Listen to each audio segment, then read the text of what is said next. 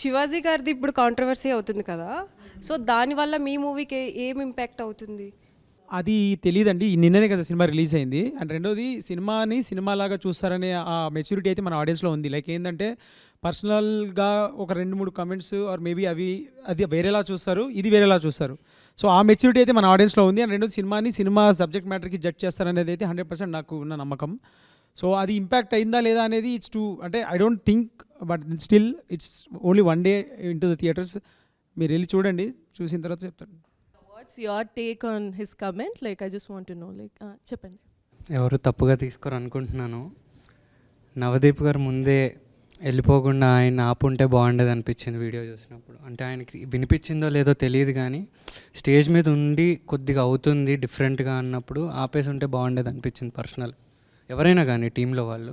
But as a హీరోగా మిమ్మల్ని ఎక్కువ మేము చూస్తాం కాబట్టి మీరే ఎక్కువ అయి ఉంటారు మాకు.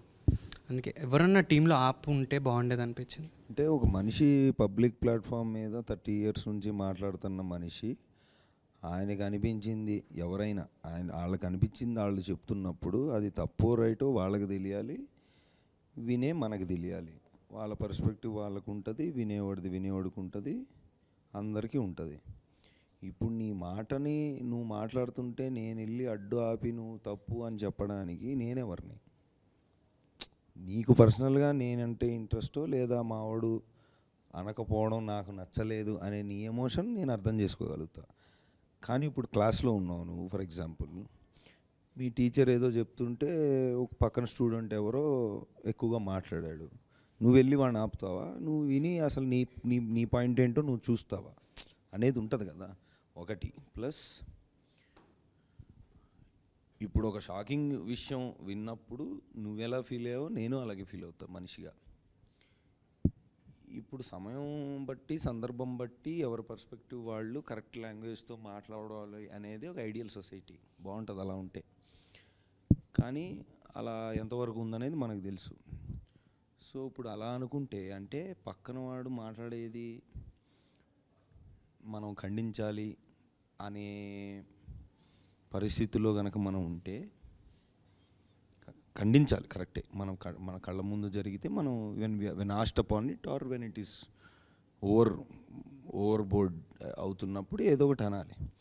కానీ అప్పటికప్పుడు నువ్వు గొడవపడి నువ్వు అని నువ్వు బయలుదేరుతావా, లేదా నువ్వు ఆలోచించి ఎందుకు ఇలా ఉంది అది కాదు కదా అని తర్వాత అంటావా, లేదా అక్కడి నుంచి నువ్వు వెళ్ళిపోతావా అనేది నీకు ఆ మినిట్లో ఆ సెకండ్లో నీకు వచ్చిన న్యాచురల్ రియాక్షన్ ప్రకారంగా నువ్వు చేస్తావు.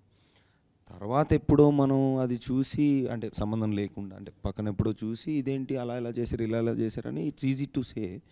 బట్ ఆ సిచ్యువేషన్లో you're also in front of the thing and maximum I could do or whatever I thought was just walk away. That was my reaction I could give.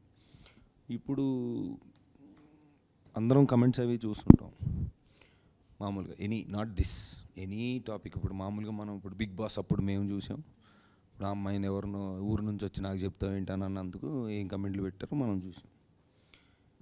ఇప్పుడు responsibility అనేది పబ్లిక్లో ఒక మాట అనడం అనేది యాక్టర్స్ వరకు మాత్రమేనా? And not about Shivaji or not about this, general trend ఎలా ఉంది చూస్తాం.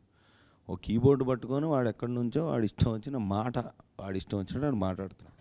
ఇవన్నీ మేము పడుతున్నాం.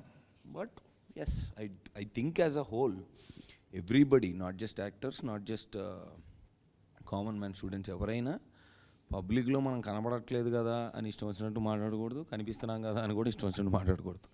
ఎవరైనా కొంచెం జాగ్రత్తగానే మాట్లాడాలి. But the responsibility should be shared equally I believe. ఆయన అక్కడ ఆ మాట్లాడంటే కామన్ మ్యాన్ వెనకాల కెమెరా ముందు నుంచి విజిల్స్ చప్పట్లు కొట్టారు, మరి వాళ్ళని ఏం చేయాలి మరి?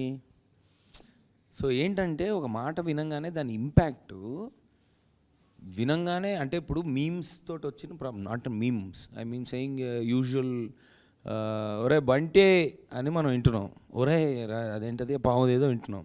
సో ఈ వైరాలిటీలో ఏమైపోయిందంటే ఒక మాట ఒక సరదాగా పదే మనం విన్నప్పుడు అది కామెడీయా సరదానా ఏంటనేది మనకు తెలియట్లే.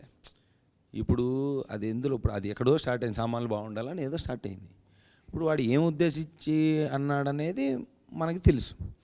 ఇప్పుడు ఒక మగాడిగా నేను ఆ మాటని అమ్మాయిలు ముందు అంటే అది బూతు, 100% అసలు మామూలుగానే booth, that contest is a booth.